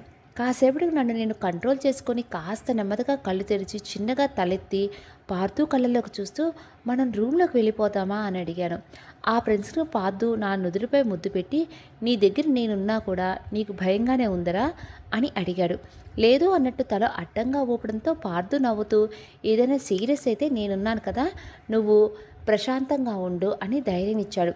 దాంతో నేను ఇంకేం మాట్లాడకుండా సైలెంట్గా ఉండేసరికి అప్పటి వరకు నేను ఎందుకు అలా కంగారు పడ్డానో అర్థం కాని అమ్మ అనుకోకుండా గుమ్మం వైపు చూసి అక్కడున్న బావని చూడగానే చాలా కోపం వచ్చింది. కానీ గుమ్మంలోకి వచ్చిన మనిషిని వెళ్ళిపోనలేక, ఏంట్రా ఇలా వచ్చో, ఏమైనా ముఖ్యమైన పనా అని అడిగింది. అమ్మ అలా అడగగానే బావ నేను పార్థుని కాస్త ఇబ్బందిగా చూస్తూ, అత్త అది నేను ఒకసారి రాధితో మాట్లాడాలి అన్నాడు. అంతే. ఆ మాట విని నాకు గుండె దడ మొదలైంది. బావంటే నాకు అసహ్యం, కోపం, ద్వేషం నుండి ఈ భయం కంగారు ఎప్పుడు పుట్టుకొచ్చాయో తెలియదు, కానీ బావ నాతో మాట్లాడే అన్న మాట వినగానే చాలా భయం వేసింది. ఆ భయంతో నేనేదో చెప్పేలోపు అమ్మ కోపంగా ముందుకెళ్ళి, ఏరా, నీకింకా ఇప్పటికీ దాని జీవితం నాశనం చేయాలనే ఆశ చావలేదా? నువ్వింత మోసం చేసినా అది నీకు ఒక చెంప దెబ్బతో సరిపెట్టి దాన్ని బతికేదో అది హాయిగా బతుకుతుంది. ఇప్పటికైనా తన జీవితంలోనికి తొంగి చూడాలనే ఆలోచన ఉంటే మానే. లేకపోతే ఈసారి నేను మీ మావయ్య కాదు, పార్థు బావ నీ విషయంలో ఏదో ఒక నిర్ణయం తీసుకోవాల్సి ఉంటుంది. ఒకవేళ అదే జరిగితే ఆ నిర్ణయానికి మేమెవరో అడ్డుపడము అని తేల్చి చెప్పేసింది. అమ్మ అంతా కరాఖండిగా చెప్పేసరికి బావ మౌనంగా తలదించుకున్నాడు. కానీ ఊహించిన విధంగా అమ్మ మాటలకు పార్థు అడ్డుపడుతూ, అత్తయ్య మీరు ఆగండి, వాడేదో మాట్లాడాలి అంటున్నాడు కదా, మాట్లాడనివ్వండి అని అమ్మకి కళ్ళతోనే నేనున్నాను కదా అని భరోసా ఇవ్వటంతో అమ్మ సైలెంట్ అయిపోయింది. దాంతో బావ చిన్నగా తలెత్తి నీళ్లు నిండిన కళ్ళతో నా వైపు చూస్తూ ఉన్నాడు. ఆ క్షణం నాకు అర్థమైంది, నా పార్థు మా బావకు మాట్లాడే ఛాన్స్ ఎందుకు ఇవ్వాలి అనుకున్నాడు. బావ తను చేసిన తప్పులు పాపాలకి గిల్టీగా ఫీల్ అవుతున్నాడు. ఇప్పుడు బావ కళ్ళల్లో పశ్చాత్తాపం మాత్రమే కనపడేసరికి నాలో కాస్త ఆ వణుకు తగ్గింది. బావ నా వైపు అలానే చూస్తూ చైర్లో కూర్చున్న నా దగ్గరికి వచ్చి నా ముందు మోకాల మీద కూర్చొని, నీ విషయంలో నేను చాలా పెద్ద తప్పు చేశాను రాధి. నువ్వు నన్ను ఎంత ప్రాణంగా ప్రేమిస్తున్నావో తెలిసి కూడా నీ ఫీలింగ్స్తో ఆడుకొని నీ మనసుకు కోలుకోలేని దెబ్బ కొట్టాను. ఇదంతా కావాలని చేసింది కాదు, కానీ నేను చేస్తున్న తప్పు అని తెలిసినా నిన్ను బాధ పెట్టాను. నేను చేసిన తప్పులని సరిదిద్దుకోలేని స్థాయికి దిగజారిపోయాయి. నీ విషయంలో నేను నిన్ను చేసిన మోసమే నాకు శాపంగా మారింది రాధి. అందుకే అమ్మ ఎంత టార్చర్ పెడుతున్నా నా కోసం భరించే నా భార్య నేను కూడా పట్టించుకోకపోయేసరికి ఇక నాతో ఉండలేక నన్ను వదిలేసి వెళ్ళిపోయింది. అది నన్ను వదిలి వెళ్ళాక కూడా నాకు దాని విలువ తెలియలేదు. అందుకే అమ్మ మాట విని మళ్ళీ నేను పెళ్లి చేసుకుంటాను అని వచ్చాను. మేల్ ఈగోతో ఎంతమందిని పెళ్లి చేసుకోవచ్చు, ఎవరి జీవితంలోనైనా అడ్డుకోవచ్చు అన్న నా ఆలోచనకు మా అమ్మ ఇంకాస ఆద్యం పోసి పెద్ద చేసింది. అందుకే నీతో పెళ్లి జరిగేలా లేదని అమ్మతో కలిసి నీ పెళ్లి జరిగిన నిన్ను చేసుకున్న వాడికి మనిద్దరి గురించి తప్పుగా చెప్పి మీ ఇద్దరి జీవితంలో కలుసుకోలేని విధంగా విడగొట్టాలి అనుకున్నాను. అదృష్టం కొద్దీ నిన్ను పెళ్లి చేసుకుంది నువ్వంటే ప్రాణం ఇచ్చే పార్థు కావటం తను నీతో నాకు బుద్ధి చెప్పడంతో అప్పటి నుండి అమ్మ మాటలు వినటం మానేశారాది. అప్పుడే భార్య వీళ్ళు తెలిసి వచ్చింది నాకు. మరుక్షణమే తన కోసం తన పుట్టింటికి వెళ్ళా నేను. తన విషయంలో ప్రవర్తించిన తీరికి నా మొహం మీదే తలిపేసేసింది. ఈ ఆడపిల్లైనా తన జీవితంలో తండ్రి తర్వాత అంత గొప్ప స్థానాన్ని ఇచ్చే భర్తకే తండ్రి తర్వాత తనకి ఎలాంటి విషయంలోనైనా సపోర్టు ఉంటాడు అని భావించేది భర్తనే. కానీ నేను ఏనాడు నా భార్యకి ఎలాంటి విషయంలోనే సపోర్ట్ ఇవ్వలేదు. అయినా ఆ పిచ్చిది నా ప్రేమ కోసం అమ్మ ఎంత టార్చర్ చేస్తున్నా భరించి చివరికి సహనం నశించి నా మీద దానికున్న ప్రేమను సమాధి చేసుకుంది. అందుకే ఇప్పుడు తనే కావాలి అని నేను వెళ్ళినా తను నన్ను యాక్సెప్ట్ చేయడానికి ఇష్టపడలేదు. నాకు ఆ క్షణమే నా తప్పేంటో తెలిసొచ్చింది రాది. ఒక మనిషి మనసులో ఆడుకుంటే వాళ్ళ బాధ ఎంత వర్ణాతీతంగా ఉంటుందో అప్పటి నుండి నీ కాళ్ళు పట్టుకొని నిన్ను క్షమించమని అడగాలి అని చాలాసార్లు ప్రయత్నించాను. కానీ నిన్ను కలవటం కుదరలేదు. నిన్న అమ్మ ఫోన్ చేసి నువ్వు ఊళ్ళోకి వచ్చావని చెప్పింది. అందుకే వెంటనే నిన్ను కలిసి నేను నీ విషయంలో చేసిన పాపాలకు పశ్చాత్తాపంతో నీ కాళ్ళు పట్టుకుందామని వచ్చాను అంటూ ఒక్కసారిగా నా కాళ్ళు పట్టుకున్నాడు. సడన్గా బావ అలా కాళ్ళు పట్టుకునేసరికి అప్పటి వరకు బావ చెప్తున్నది విని కన్నీళ్లు పెట్టుకున్న నేను షాక్ అయ్యి తన నుండి నా కాళ్ళు విడిపించుకునే ప్రయత్నం చేశాను. కానీ బావ కన్నీళ్లు నా పాదాలను తాకుతూ నన్ను క్షమించాను అని ఒక్కసారి చెప్పురాది అన్నాడు చీరపోయిన గొంతుతో. బావ ఇప్పటి వరకు చెప్పింది ఇప్పుడు చేసింది విన నాకు బావ మనసు ఎంతగా అలసిపోయిందో నాకు అర్థమైంది. బాధగా పార్థు వైపు చూసేసరికి పార్థు చిన్న చిరునవ్వుతో బావని పైకి లేపి హగ్ చేసుకుని, నీ తప్పు నువ్వు తెలుసుకున్నావు, అది చాలు మాకు అని అనలేనురా. ఎందుకంటే నీ వల్ల రాధి ఎంత పెయిన్ తీసుకుందో నా కళ్ళారా నేను చూశాను. తన ప్లేస్లో వేరే అమ్మాయి ఉండుంటే కనీసం నీకు నీ భార్య ప్రేమ కూడా దక్కేది కాదు. కానీ నా రాధి అలాంటిది కాదు. నువ్వు తనని అంత బాధ పెట్టినా కూడా నువ్వు హ్యాపీగా ఉంటే చాలు అనుకున్న మంచి మనసురా నా రాధిది. నిన్ను క్షమించాను అని మాట వరుసగా చెప్పినా అది మనసు నుండి వచ్చింది అయితే ఖచ్చితంగా కాదు. అందుకే రాధి నిన్ను క్షమించాలి అని కాకుండా నీతో జీవితాంతం కలిసి ఉండాలి అని నువ్వు కోరుకుంటున్న నీ భార్యతో అయినా నిజాయితీగా ఉండు. అప్పుడు నీకంతా మంచి జరుగుతుంది అని చెప్పాడు. పార్థు చెప్పిందంతా విన్న బావ నా వైపు చూశాడు. బావ చూపులకి అర్థం నీ మాట కూడా అదేనా అన్నట్టు ఉంది. దాంతో నేను పార్థు చేయి గట్టిగా పట్టుకొని, పార్థు మాటే నా మాట బావా, నువ్వు నా మనసుకు చేసిన గాయం మానడానికి చాలా టైం పట్టింది బావా. పార్థు కానీ నా జీవితంలో రాకపోతే నేను ఇప్పటికీ ఆ పాత రాధీలానే నిన్ను రోజుకు ఒక్కసారైనా తలుచుకొని బాధపడుతూ ఉండేదాన్ని.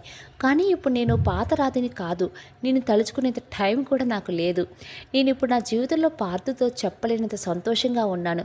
నిన్ను కానీ నీ వల్ల నా మనసుకు అయిన గాయాన్ని కానీ మళ్ళీ మళ్ళీ తలుచుకొని బాధపడే ఓపిక తీరిక రెండూ లేవు నాకు. అలా అని నువ్వు నీ తప్పు తెలుసుకున్నావు కదా అని నిన్ను క్షమించలేను బావా. నువ్వు నా విషయంలో చేసిన మోసానికి నేను ఎప్పటికీ క్షమించలేను. అలా అని దీన్నే పట్టుకొని వేలాడులు నేను. నీ జీవితం నువ్వు బతుకు, నా జీవితం నన్ను బతకనివ్వు. మళ్ళీ మళ్ళీ నా జీవితంలోకి తొంగి చూడాలని మాత్రం అనుకోకు. ఇక్కడితో ఇక ఈ విషయాన్ని వదిలే బావా. నా జీవితంలో అసలు నువ్వంటూ ఒక మనిషి ఉన్నావు అన్న సంగతి నేను ఎప్పుడో మర్చిపోయాను. నువ్వు కూడా అలానే అనుకుని నాకు దూరంగా ఉండు. కాకపోతే ఒక్కటి బావా, కనీసం నీ భార్యనైనా సంతోషంగా చూసుకో అని నేను చెప్పాలి అనుకున్నదంతా చెప్పాను. కొన్ని తప్పులకి క్షమాపణ ఉండదు అని నేను గట్టిగా నమ్ముతాను. అందులో బావ నా మనసుతో ఆడుకోవటం ఏమీ చిన్న విషయం కాదు. అందుకే బావ నేను ఎప్పటికీ క్షమించలేను. అంతా విన్న బావ మౌనంగా తలదించుకొని మా ఇంటి నుండి బయటికి వెళ్ళిపోయాడు. బావ అలా వెళ్ళగానే నేను పార్థు నాకు అనీజీగా ఉంది, కాసేపు నిద్రపోదాం పదా అని పార్థుని తీసుకుని నా రూమ్లోకి వచ్చేసాను. నా చిన్నపిల్లల చేష్టలకి అమ్మ పార్థు నవ్వుకోవటం నా దృష్టి దాటిపోలేదు. రూమ్లోకి వెళ్ళగానే నేను పార్థు గుండెల మీద తల ఆంచి మౌనంగా కళ్ళు మూసుకున్నా. పార్థుకు తెలుసు ఇప్పుడు బావ రాకతో నా మనసులో మానుతున్న గాయం రెట్టింపు అయ్యింది అని. అందుకే పార్థు నన్ను మరింత దగ్గరగా పొదియం పట్టుకొని, రే రాధి అంటూ నా గెడ్డం పట్టుకొని నా కళ్ళల్లోకి చూస్తూ నాతో చాలాసేపు కబుర్లు చెప్పి అసలు బావ విషయం ఆలోచించే అవకాశం కూడా నా మెదడుకి ఇవ్వకుండా నన్ను చాలా ప్రేమగా డైవర్ట్ చేసి నిద్రపుచ్చాడు నా పార్థు. ఆ రోజు నుండి మరో వారం రోజులు పార్థు అసలు నన్ను ఒక్క క్షణం కూడా వదిలిపెట్టకుండా చాలా జాగ్రత్తగా చూసుకునేవాడు. కాకపోతే నేను ప్రతి ఐటెం పార్థు తన చేతులతోనే తినే స్వయంగా చేసేవాడు. పైగా నువ్వు ఇక్కడికి వచ్చింది అత్తమ్మ మావయ్యలతో టైం స్పెండ్ చేయడానికి, కాబట్టి వాళ్ళతో సరదాగా ఉండు అంటూ అమ్మ ఎక్కువ నా దగ్గరే ఉండేలా చేసేవాడు. అల్లుడికి కూతురి మీదున్న ప్రేమ స్వయంగా చూస్తున్న మా అమ్మ ఆనందం అంతా ఇంత కాదు. పార్థు చెప్పినట్టు అమ్మ నా దగ్గరే ఉండి నాకున్న చిన్ని భయాలు పోగొడుతూ ఎప్పుడు నాకు డెలివరీకి ప్రెగ్నెన్సీకి సంబంధించిన ధైర్యం నూరు పోస్తూ ఉండేది. నాన్న కూడా తొందరగా సూపర్ మార్కెట్ కట్టేసి వచ్చి ఎక్కువసేపు నా దగ్గరే ఉండేవారు. ఇక అత్తమ్మ మావయ్య కూడా రోజుకు 2 సార్లు వీడియో కాల్ చేసి నా బాగోగులు తెలుసుకుంటూ చాలాసేపు మాట్లాడుతూ టైం స్పెండ్ చేసేవారు. అలా ఒకరోజు నేను నిద్ర లేచేసరికి నా బెడ్ చుట్టూ అత్తమ్మ మావయ్య అమ్మ నాన్న నా పక్కనే పార్థు ఉండటం చూసి కంగారుగా పైకి లేవబోతుంటే నన్ను ముద్దుగా కసరుతూ నన్ను తన 2 చేతులతో ఎత్తుకొని హాల్లోకి తీసుకువెళ్ళాడు పార్థు. అక్కడ అరేంజ్మెంట్స్ అన్నీ చూడగానే సంతోషంలో నా కళ్ళలో నీళ్లు తిరిగాయి. ఆనందంలోనే అందరినీ కలిపి గట్టిగా హగ్ చేసుకునేసరికి అందరూ ఒకేసారి ఎలా ఉంది మా సర్ప్రైజ్ అని అడిగారు. వాళ్ళ ప్రశ్నకు నేను నవ్వుతూనే ఏడ్చేసరికి అత్తమ్మ నా కన్నీళ్లు తుడిచి, ఈ కన్నీళ్లు చూడటానిక నీ మొగుడు కష్టపడి నెల ముందు నుండి ప్లాన్ చేసి ఇలా ఇక్కడికి శ్రీమంతం ఏర్పాటు చేసింది అనగానే మావయ్య నా తల నిమురుతూ నీకు ఈ సంతోషం ఇవ్వాలనే వాడు చాలా కష్టపడ్డాడు రాధి తల్లి అన్నారు. నాకు తెలుసు నన్ను ఇక్కడ 15 రోజులు ఉంచడానికి పార్థు అక్కడ వర్క్ స్ట్రెస్ ఎంత తీసుకున్నాడో. పాపం పగలు రాత్రి తేడా లేకుండా చాలా కష్టపడి అంతా ప్లాన్ చేసి నన్ను ఇలా తీసుకొచ్చాడు. ఇప్పుడేమో ఈ సీమంతం అస్సలు ఎక్స్పెక్ట్ చేయని విధంగా నన్ను పార్థునే కాదు అందరూ చాలా సర్ప్రైజ్ చేశారు.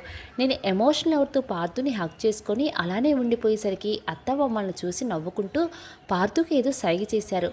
దాంతో మా శ్రీవారు నన్ను ఎత్తుకొని వాష్రూమ్కు తీసుకెళ్ళి తనే స్వయంగా నాకు స్నానం చేయించి అందంగా పట్టుచీర కట్టి నగలు వేసి అలంకరించి అంతా అయ్యాక తనివి తీరా చూసుకుని దిష్టి చుక్క పెట్టి ప్రెగ్నెన్సీ గ్లోతో అదిరిపోయేవరా రాధి అంటూ చిన్నగా నా పెదాల మీద ముద్దు పెట్టి నన్ను అక్కడే కూర్చోమని తను బయటికి వెళ్ళాడు.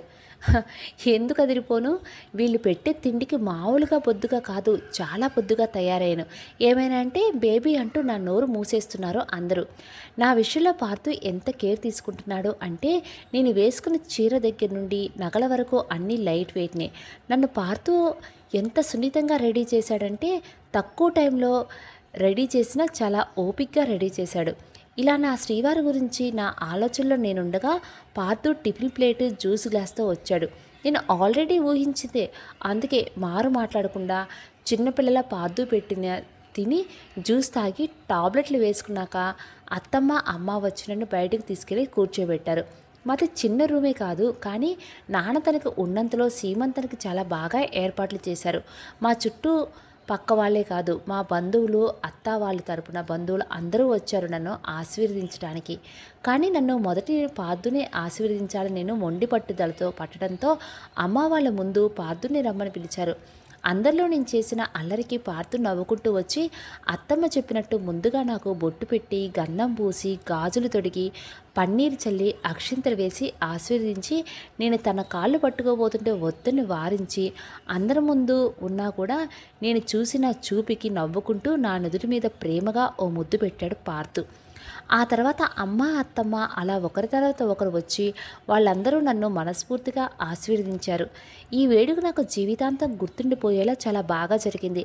అలా వేడుక పూర్తయ్యాక పార్థు నేను కూర్చోడానికి పడుతున్న అవస్థ చూసి నన్ను అక్కడి నుండి మా రూమ్కి తీసుకొచ్చేసి నాకు డ్రెస్ చేంజ్ చేసి ఫ్రీగా ఉండే మెటర్నిటీ నైటీ వేసి నన్ను పడుకోబెట్టి నా నడుముకి హాట్ ప్యాక్ పెట్టి ఎక్కువసేపు కూర్చోవటం వల్ల వాచిపోయిన నా కాళ్ళు వత్తటం మొదలుపెట్టాడు.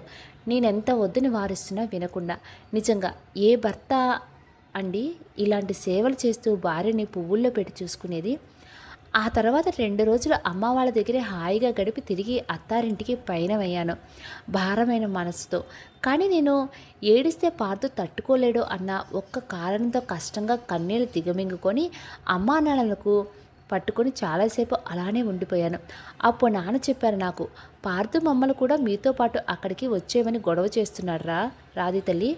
పార్థునే కాదు, చెల్లెమ్మ బావగారు కూడా అలానే అంటున్నారు.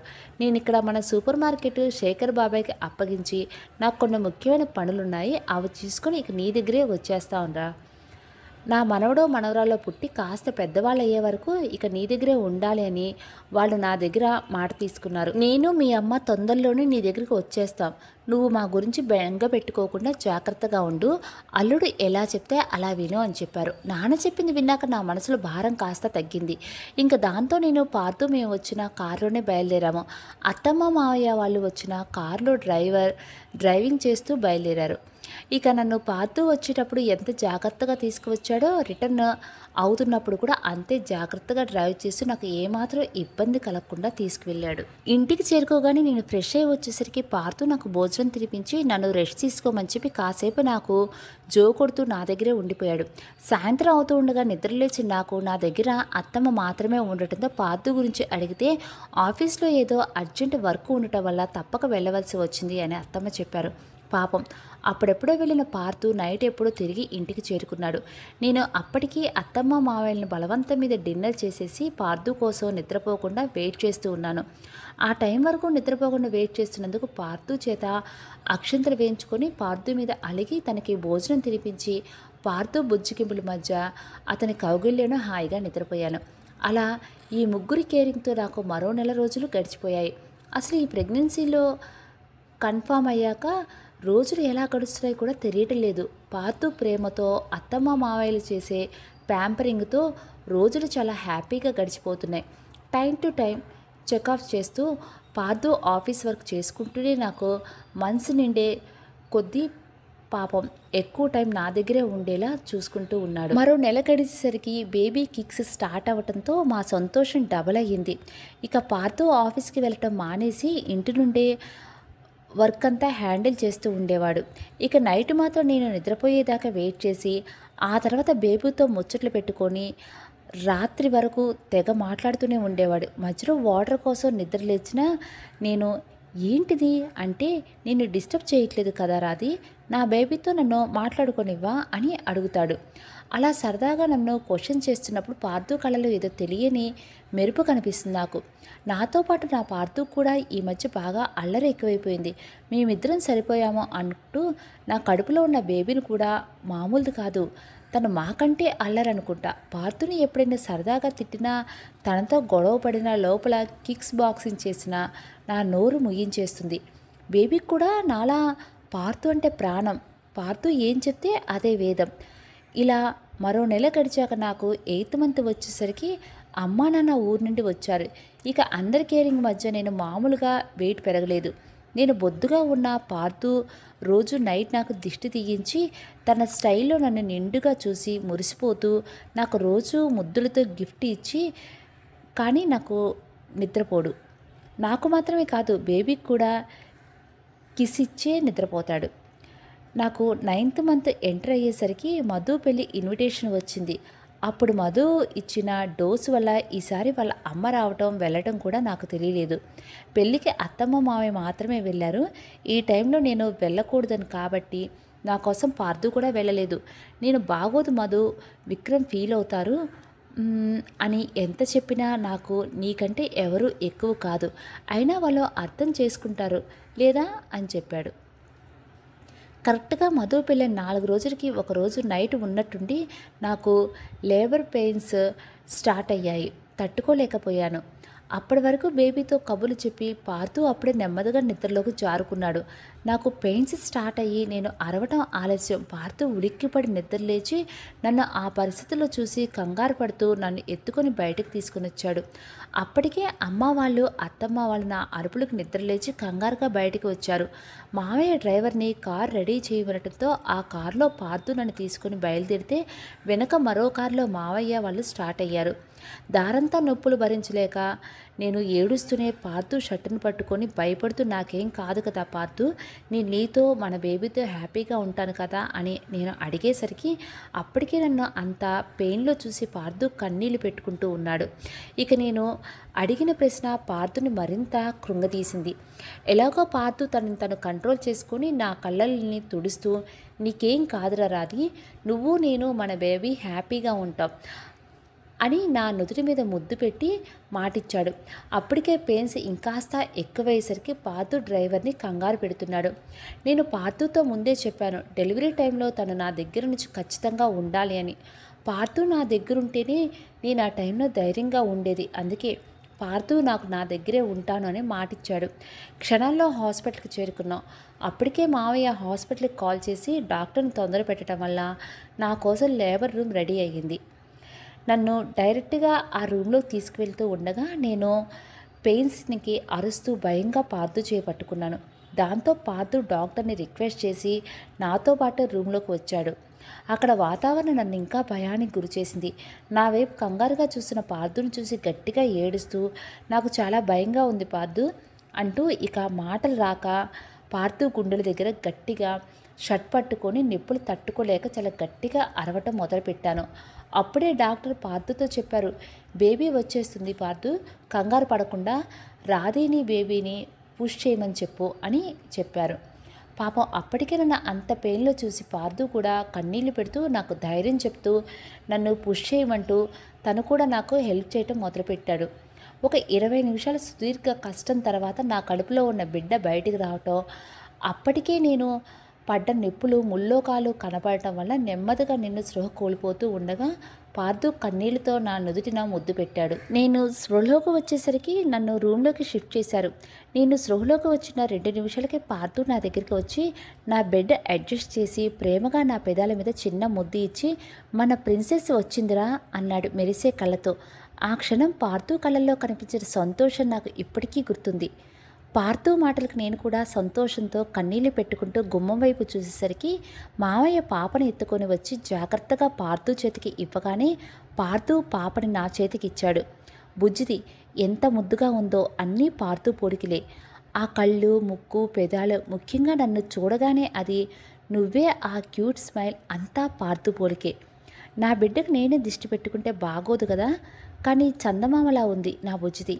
పార్థు మా ఇద్దరిని కలిపి ముద్దు పెట్టుకొని నా లైఫ్ని కలర్ఫుల్గా మార్చేశారా రాధి అంటూ ఇద్దరినీ కలిపి హగ్ చేసుకున్నాడు. నా డెలివరీ తరువాత పార్థు సంతోషం ఎంత ఉక్కిరిబిక్కిరి చేసిందో మా నాన్న సంతోషం కూడా నన్ను అంతే ఉక్కిరిబిక్కిరి చేసింది. తన చిట్టి తల్లి ఒక బిడ్డకు తల్లి అయ్యింది అన్న సంతోషం నాన్న కళ్ళల్లో కన్నీలుగా మారటం నా కళ్ళలో ఇప్పటికీ మెదులుతుంది. అదొక బ్యూటిఫుల్ మెమరీ కదా. ఆ తర్వాత 2 రోజులకు నన్ను డిశ్చార్జ్ చేయటం, మేము తిరిగి ఇంటికి చేరుకోవటం జరిగిపోయాయి. అప్పటి నుండి మా బుజ్జిది ఆకలేసి పాలు తాగడానికి మాత్రమే నా దగ్గరికి వచ్చేది. ఎక్కువగా పార్థుతో లేకపోతే మావయ్య దగ్గర, నాన్న దగ్గర ఉండేది. ఆ బుజ్జిది పుట్టి 21 రోజులు అవటంతో దాని బారసాల నామకరణం గ్రాండ్గా చేయాలి అని మావయ్య, అత్తమ్మ చాలా ఆశపడ్డారు.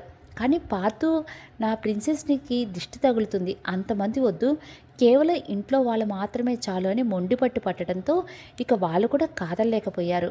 మొత్తానికి మా బుజ్జిదానికి ప్రాచి అని నామకరణం చేశాం. ఇష్టంగా నామకరణం చేసి పెద్దవాళ్ళ చేత బారసాలు చేయించాడు పార్థు. పేరు అంత ఇష్టంగా పెట్టుకున్నా తను మాత్రం ప్రిన్సెస్ అనే పిలుచుకునేవాడు పార్థు. అది కూడా ఎక్కువ వాళ్ళ నాన్ననే అంటుకొని ఉంటుంది. పార్థుకి పాప పుట్టాక మరో ప్రపంచం ఏం సంబంధం లేకుండా పోయింది. ఇద్దరు ఇద్దరే. ప్రాచి వచ్చాక పార్థుకే కాదు నాకు కూడా టైం తెలియలేదు. తనను చూస్తూ చూస్తూనే 1 ఇయర్ అయిపోయింది. పార్థు నా జీవితంలోకి అడుగుపెట్టి చీకటిగా ఉన్న నా ప్రపంచంలోకి వెన్నెల వెలుగులో తీసుకొస్తే ప్రాచి ఒక బుల్లి నక్షత్రంలా మా జీవితంలో అడుగుపెట్టి మా లైఫ్ని మరింత హ్యాపీగా చేసింది. ఆ రోజు ప్రాచి బర్త్డే. ఇది మాత్రం గ్రాండ్గా చేయాలని పార్థునే అనుకున్నాడు. ఫ్యామిలీ, ఫ్రెండ్స్, బిజినెస్ పార్ట్నర్స్ అందరూ చాలామంది ఇన్వైట్ చేసి గ్రాండ్గా పార్టీ అరేంజ్ చేశారు. ప్రాచీని ఎలాగో పార్థు తనే రెడీ చేస్తాను అని చెప్పాడు. కాబట్టి నేను రెడీ అయ్యి తీరిగ్గా కూర్చొని ఎలా ఉండే నా లైఫ్ పార్థు రాకతో ఎలా అందంగా మారిపోయిందో గుర్తు చేసుకున్నాను. అదే మీతో నేను షేర్ చేసుకున్నాను. గాయపడిన నా మనసుకి పార్థు తన ప్రేమని మందుగా మార్చి నా సర్వస్వం తానే అయిపోయాడు. ఇక్కడితో నా కథ సుఖాంతమైతే కాదండి, శుభారంభం అనే చెప్పాలి. ఎందుకంటే ఇప్పటి వరకు పార్థు నేను భార్యాభర్తలు మాత్రమే, ఇప్పటి నుండి అమ్మా నాన్నలం కూడా. కాబట్టి మీ అందరి ఆశీస్సులు మాకు ఎప్పటికీ ఉండాలని ఆశిస్తున్నాను, ముఖ్యంగా నా బిడ్డకి. సరేనండి, పార్థు తన ప్రిన్సెస్తో రెడీ అయ్యి నన్ను పిలుస్తున్నాడు. పార్టీకి అందరూ వచ్చి వెయిట్ చేస్తున్నారు కదా, టైం అయిందంట. మరి ఉంటాను. ఎలా ఉందండి స్టోరీ? బాగుంది కదా. ఇంకా ఇక్కడితో ఈ స్టోరీని అయితే కనుక ముగించేస్తున్నాను. స్టోరీ మీకు నచ్చినట్టయితే తప్పకుండా ఇప్పుడైనా ఒక లైక్ చేయండి. మీలా స్టోరీస్ వినేవాళ్ళు ఎవరైనా ఉంటే కనుక తప్పకుండా షేర్ చేయండి. మరో మంచి స్టోరీతో రేపు మార్నింగ్ మళ్ళీ కలుస్తాను. అప్పటి వరకు థ్యాంక్ యూ.